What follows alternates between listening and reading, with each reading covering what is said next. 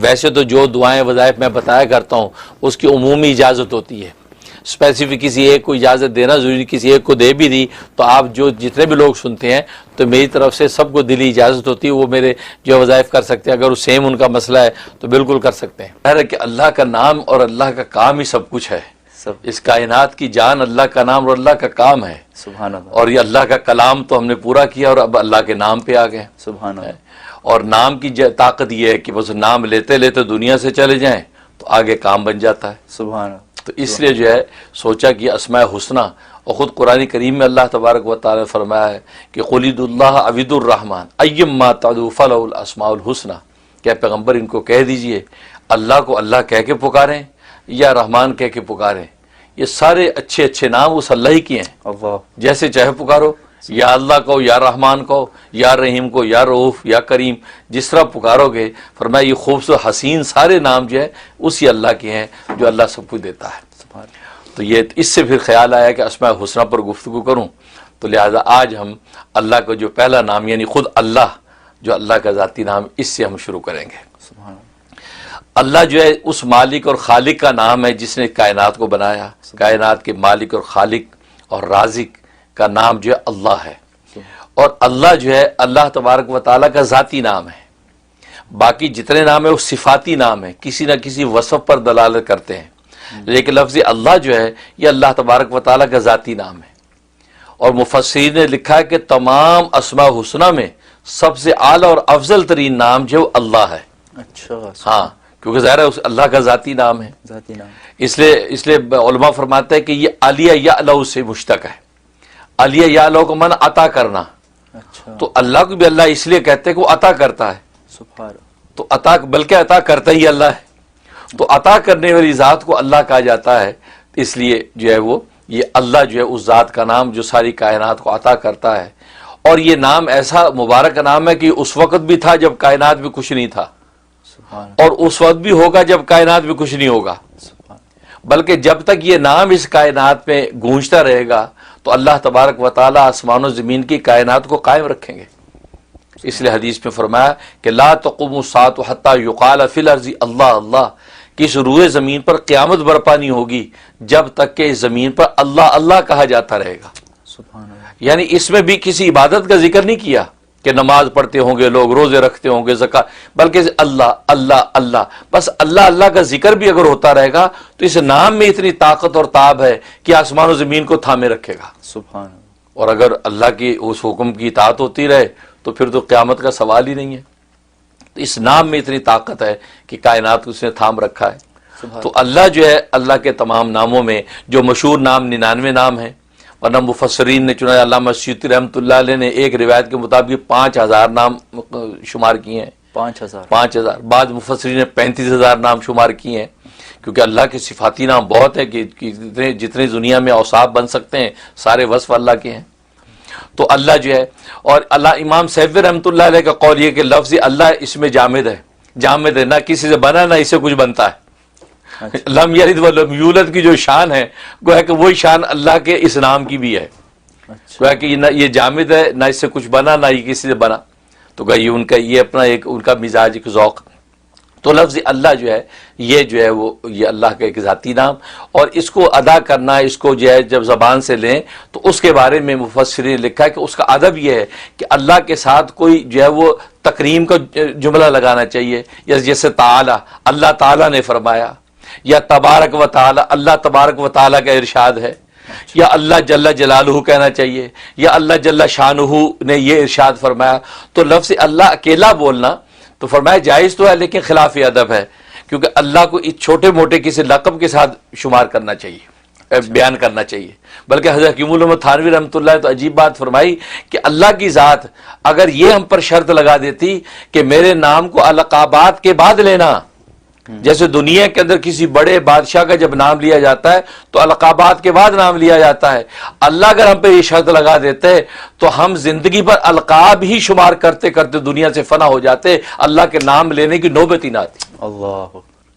اللہ کی ذات کی القاب اتنے کہ وہ بادشاہوں کا بادشاہ ہے، فرمایا کہ اگر اللہ یہ شرط لگا دیتے تو پھر ہم اللہ کا نام نہ لے سکتے۔ یہ اللہ کی لطف و عنایت ہے کہ اللہ نے یہ شرط نہیں لگائی کہ میرے ناموں پہ القاب پہلے لگاؤ، جیسے دنیا کے بادشاہوں میں القاب پہلے شمار ہوتے ہیں پھر میرا نام لینا۔ فرمایا کہ اگر اللہ کے القاب بیان کرتے رہتے، فرمایا زندگی ہماری فنا ہو جاتی، اللہ کا نام لینے کی نوبت نہ آتی۔ اللہ یہ فرمایا وہ کریم داتا ہے، اس نے ہمیں کہہ دیا تم جلدی سے جھٹ سے نام میرا لے لو اور اپنے دلوں کو تسکین دے لو۔ اللہ، یہ تو بہت اس لیے ہم عجیب ہے۔ اللہ اللہ کہہ دیتے ہیں، یا اللہ کہہ کے پکارے، یا اللہ ہماری حاجت پوری کر دے۔ ہم القاب کے تکلف میں نہیں پڑتے، یہ بھی فرمایا اللہ کی لطف و عنایت ہے، ورنہ بادشاہوں کی طرح شرط لگا دیتے تو پھر اللہ کے نام لینے کی نوبت نہ آتی۔ اللہ تو فرمایا کہ حقیقت یہ ہے کہ اللہ تبارک و تعالیٰ کا نام جو ہے یہ اتنا جو ہے وہ اتنا عظمت والا نام، بلکہ پیرانی پیر شیخ عبد القادر جیلانی رحمۃ اللہ علیہ فرماتے ہیں اسم اعظم جو ہے وہ ہے ہی اللہ، سبحان اور یہ بڑی پتہ کی بات ہے ان کی۔ فرمایا کہ اسم اعظم اللہ ہے، لیکن شرط یہ ہے کہ جب یہ اللہ کا نام اپنی زبان سے آپ لیں اور جب اللہ کا لفظ پکاریں تو آپ کے دل میں اللہ کے غیر کا خیال نہیں ہونا چاہیے۔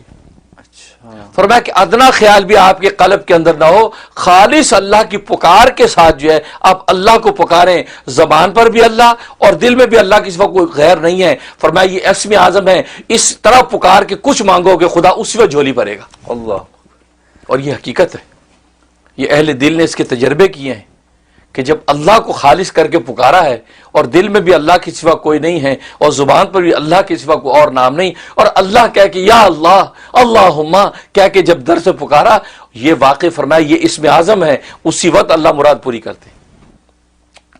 کیسے نہ ہو، اس لیے کہ اللہ جو ہے وہ لکھا ہے مفسرین کہ اللہ اس ذات کا نام ہے کہ جس ذات میں سارے جمال و کمال پینا ہو، سارے جمال و کمال پر جو ذات حاوی ہوتی ہے اس کو اللہ کہتے ہیں۔ سبحان اللہ، اب سارے جمالات سارے کمالات جو ہے وہ اللہ کی ذات کے علاوہ کس کے پاس ہوں گے؟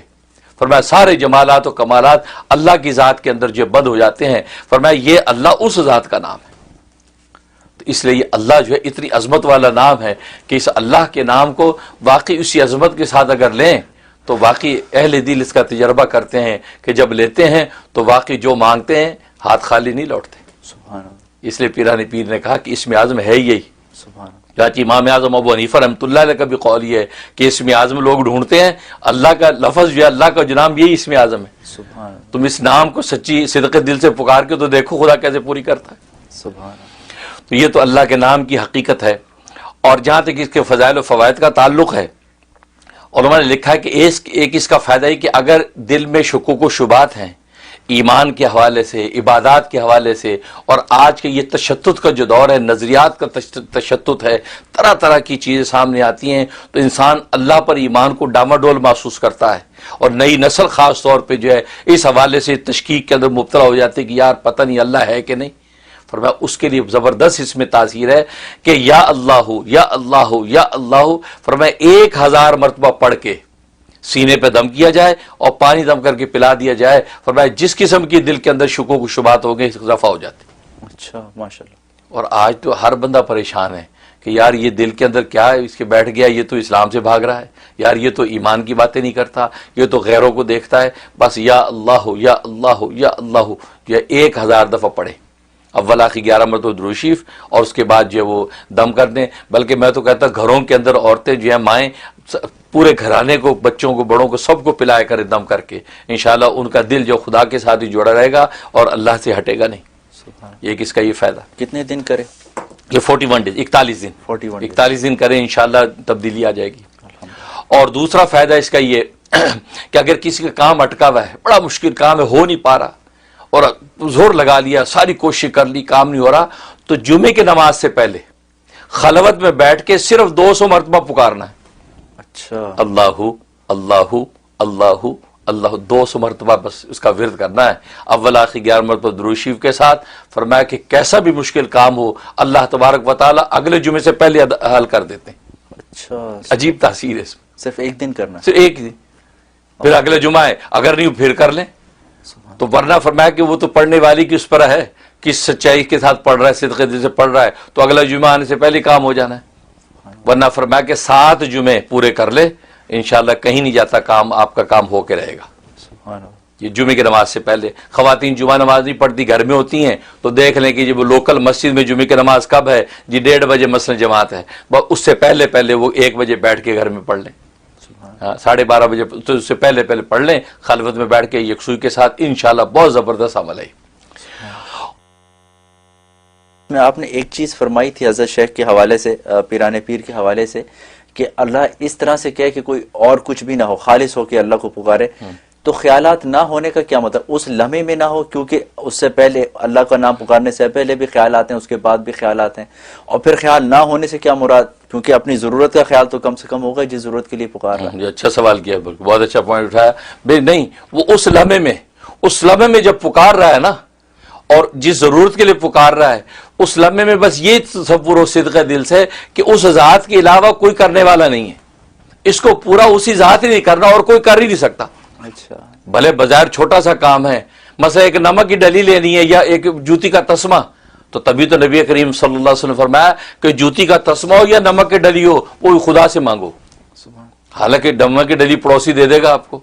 تسمہ دکان سے آپ کو مل جائے گا، لیکن فرمایا اللہ سے مانگو۔ اس کا مطلب یہ کہ وہ جو بھی چیز آپ مانگ رہے ہیں اس لمحے میں آپ یہ تصور باندھ کے مانگے کہ اس خدا کے علاوہ اور اس کو جو حل کرنے والا نہیں، اے اللہ خالص ساری کی ساری ہے، ایاک نعبد و ایاک نستعین، تجھ ہی سے ہم مدد مانگتے ہیں، اس شان کے ساتھ ہاتھ اٹھائے گا، اللہ تبارک و تعالی اس میں اعظم کی طاقت پیدا کر کے عطا کر دیں۔ سبحان اللہ، یہ مطلب اچھا، ماشاء اللہ، جزاک اللہ۔